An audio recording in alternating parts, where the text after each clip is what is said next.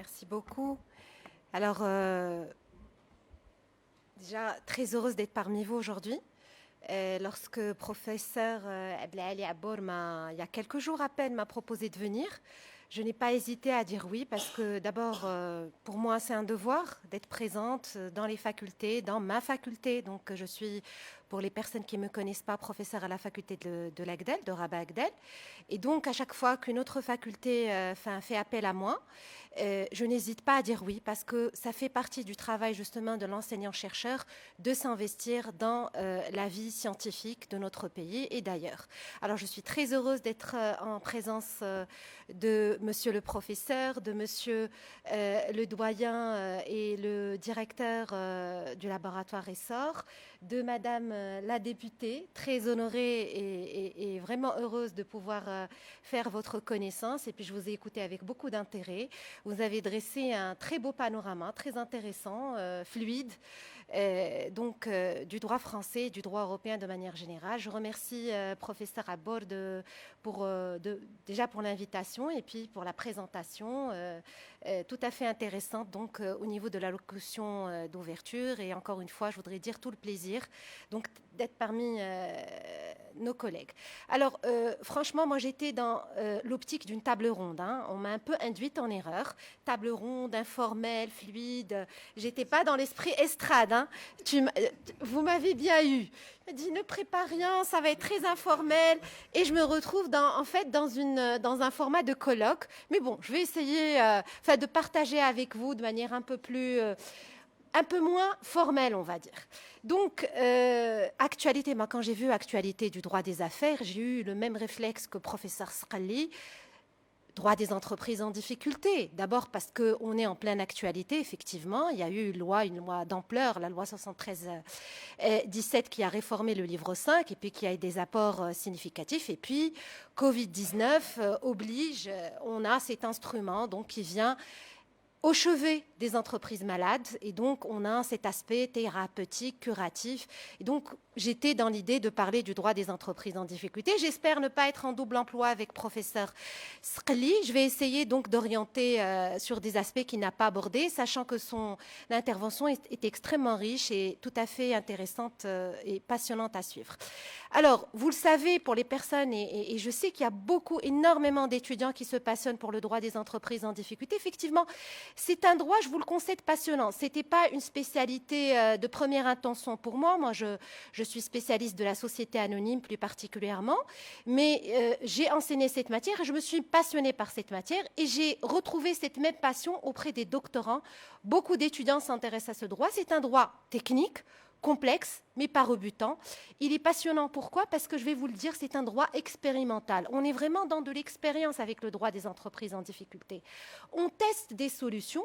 Ces solutions vont impacter directement les acteurs économiques, le marché, la confiance, la sécurité des transactions et des rapports juridiques.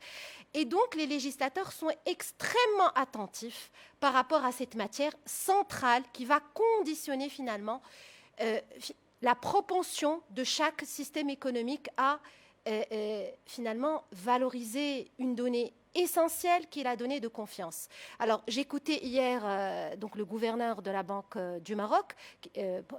Jouahri, qui parlait justement de la confiance et combien cette confiance était un élément central pour la prospérité économique. Et je le dis toujours à mes étudiants, le droit, l'une des missions essentielles du droit, c'est de consolider, de renforcer la confiance et la stabilité des rapports juridiques.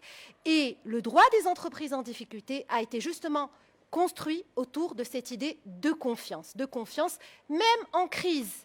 Parce qu'une entreprise en difficulté, c'est une entreprise en crise. Qui dit crise dit manque de ressources financières. Je n'ai plus d'argent pour payer mes créanciers. Le droit intervient, c'est le pompier, c'est le médecin, c'est l'équipe thérapeutique qui va prendre à bras-le-corps cette entreprise, l'accompagner dans son processus de rétablissement et puis accompagner surtout toutes les parties prenantes, c'est-à-dire les créanciers, les fournisseurs, les salariés, les accompagner pour qu'il y ait le moins de dégâts possible. Alors, c'est un droit compliqué parce qu'il est très difficile de forger des solutions législatives qui soient des solutions d'équilibre. Il est très difficile de poser le curseur sur un point, au niveau d'un point d'équilibre qui permet de satisfaire tous les intérêts. J'ai l'habitude de dire que le droit des entreprises en difficulté est un droit d'antagonisme. C'est un droit qui essaie de forger des équilibres entre des intérêts qui sont contradictoires, mais tout aussi légitimes.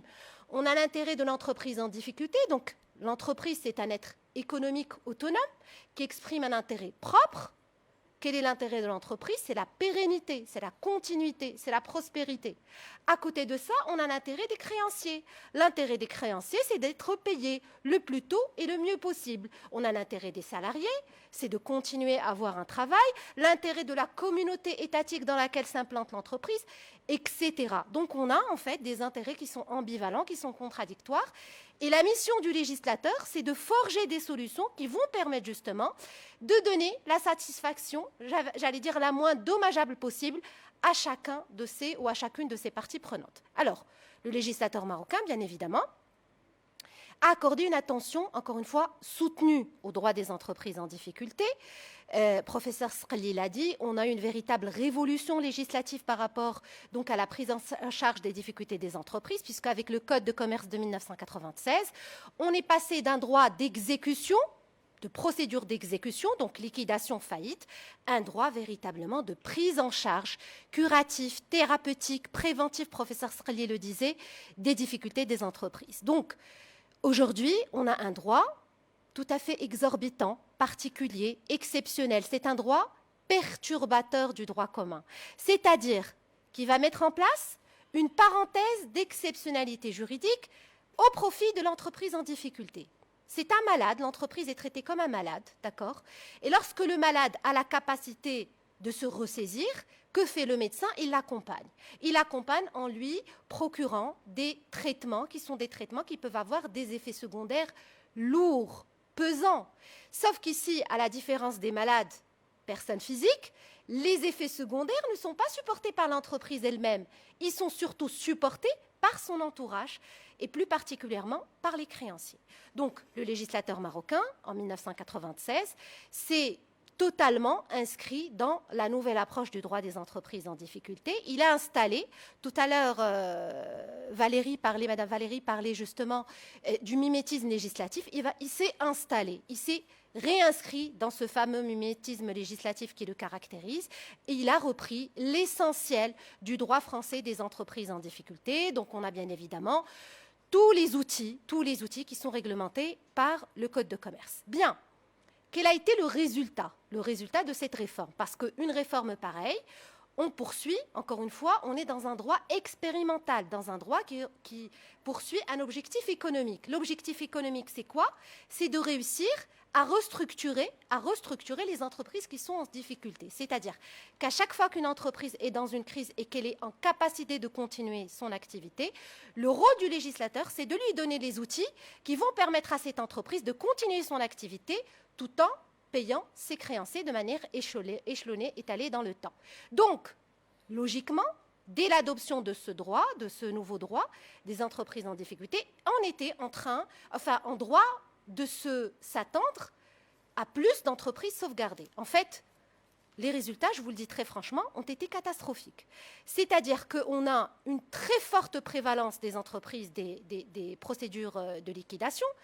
Mais je rejoins professeur Sqali, ce n'est pas un échec en soi, parce que liquider une entreprise, c'est souvent nécessaire et c'est la bonne solution. Ce qui est plus inquiétant et plus grave et qui manifeste clairement l'échec de notre droit et surtout de son application pratique, c'est que parmi les rares procédures de redressement qui sont donc adoptées, ouvertes, on attend 10 ans, parce que souvent c'est des procédures qui durent 10 ans, et à la fin des 10 ans, un constat, on ne peut pas redresser cette entreprise, donc on va la liquider. Donc, et ça, c'est un paramètre essentiel qui nous permet véritablement de mesurer l'ampleur de l'échec pratique de l'implémentation du livre 5. Donc, il a fallu se ressaisir, il a fallu trouver des solutions parce qu'on était dans un système de double peine. Les entreprises ne sont pas redressées et les créanciers ne sont pas payés. On a reçu un électrochoc avec donc, le classement 2017 Doing Business où le Maroc a été mal classé parce qu'il protégeait mal ses créanciers. Donc on avait un paramètre qui était très dégradé, le paramètre relatif à la couverture de l'insolvabilité. Et donc c'est cet électrochoc, parce qu'on a attendu la réforme pendant très longtemps, mais c'est ce fameux mauvais classement du Maroc dans le rapport Doing Business qui a fait réagir très vite, peut-être trop vite, le législateur marocain. On a adopté un projet de loi, on l'a fait voter, pratiquement à l'unanimité au niveau du Parlement, et donc il a été introduit, il a remplacé l'ancien livre 5. Donc peut-être, quels sont les principaux apports de cette loi 73-17 ? Est-ce que véritablement elle change les choses ? Donc je vais essayer de vous démontrer qu'elle apporte des choses, mais que malheureusement, c'est l'implémentation pratique du livre 5 qui est totalement dysfonctionnelle. Donc, par rapport à l'entreprise, ou plutôt je vais commencer par les créanciers, puisque cette loi a été d'abord adoptée pour mieux protéger les créanciers. Donc, une question simple, qu'est-ce qu'elle a apporté au niveau du traitement de l'insolvabilité? Est-ce qu'elle a mieux protégé les créanciers qui sont confrontés à un débiteur qui ne peut pas les payer? Qu'est-ce que cette loi a apporté? Elle a apporté, premièrement, un organe de représentation des créanciers, et ça c'est tout à fait nouveau dans notre droit. C'est la fameuse assemblée des créanciers. Donc c'est un organe, une assemblée, qui réunit l'ensemble des créanciers qui ont déclaré leurs créances sous la présidence du syndic et qui a des pouvoirs importants pour influer sur le cours de la procédure. Alors qu'est-ce que ça change par rapport au passé? Ça change qu'auparavant les créanciers étaient des témoins passifs de la procédure. Ils étaient représentés uniquement par ce qu'on appelle le créancier contrôleur, qui n'avait pas beaucoup de pouvoir, en fait très peu de pouvoir, un rôle tout à fait réduit, périphérique. Et donc, en fait, ils étaient encore une fois des touristes dans la procédure et pourtant leur intérêt était strictement et de manière tout à fait fondamentale impliqué par la procédure. Donc aujourd'hui, on a une assemblée, un organe, l'assemblée des créanciers, qui peut, et ça c'est très important, présenter un plan de redressement alternatif, c'est-à-dire qu'on lui présente un plan de redressement. Il lèse de manière trop claire les intérêts des créanciers. Les créanciers disent non, on ne veut pas de ce plan. Voilà ce qu'on vous propose. Une solution alternative qui protège mieux nos intérêts, qui permet en même temps à l'entreprise de continuer son activité. C'est très bien. C'est une bonne réforme par rapport à cette représentativité des créanciers. Mais il y a un problème. Le problème, c'est le champ d'application ou le champ d'action. À quel moment on va avoir recours à instituer cette assemblée? À quel moment on va le faire? Dans des cas qui sont très restreints. Dans deux cas, plus particulièrement, d'abord uniquement lorsqu'on est dans une procédure de redressement, je ne vois pas pourquoi. La sauvegarde pose beaucoup de problèmes pour les créanciers, il n'y a pas cet organe de représentation des créanciers. La liquidation également, on n'a pas recours à l'Assemblée des créanciers. Donc le législateur a été extrêmement restrictif, l'Assemblée ne joue que dans le cadre du redressement, mais pas dans tous les redressements, ça aurait été, entre guillemets, trop beau. Uniquement dans deux cas. S'il s'agit d'une entreprise qui est soumise à l'obligation de désigner un commissaire aux comptes, vous savez ce que c'est, ce sont les sociétés donc anonymes et puis les SARL qui réalisent un chiffre d'affaires de plus de 50 millions de dirhams. Je vous ai écouté tout à l'heure par rapport à la réduction du seuil. Et nos experts comptables, nos commissaires aux comptes réclament exactement le contraire, rehausser le seuil de 50 millions de dirhams pour élargir tout simplement le marché de l'expertise comptable et de l'audit légal. Je ferme la parenthèse. Donc, uniquement les entreprises qui sont soumises à l'obligation de désigner un commissaire aux comptes, autrement dit les grandes entreprises, ou les entreprises qui ont employé plus de 25 salariés l'année où a été déclarée donc la cessation de paiement. C'est uniquement dans ce cas, sans parler donc de la désignation optionnelle qui reste très rare. Donc, c'est très restreint. Qu'est-ce qu'elle a apporté également, cette loi? Elle a apporté un petit changement qu'on ne cite pas beaucoup, mais qui est un changement important parce que c'est un changement pratique au niveau de la déclaration. Alors, il y a un problème que tous les praticiens connaissent et savent très bien au niveau du droit des affaires de difficultés marocaines, c'est que, très régulièrement, les créanciers perdent le droit de se faire payer. Pourquoi? Parce qu'ils tombent dans ce qu'on appelle la forclusion. Alors, qu'est-ce que c'est que la forclusion? Parce que quand je suis créancier et que mon débiteur tombe en cessation de paiement et qu'il est en procédure collective, la loi m'oblige à déclarer ma créance. Donc, si je peux avoir une créance de 10 millions de dirhams, même avoir des garanties hypothécaire.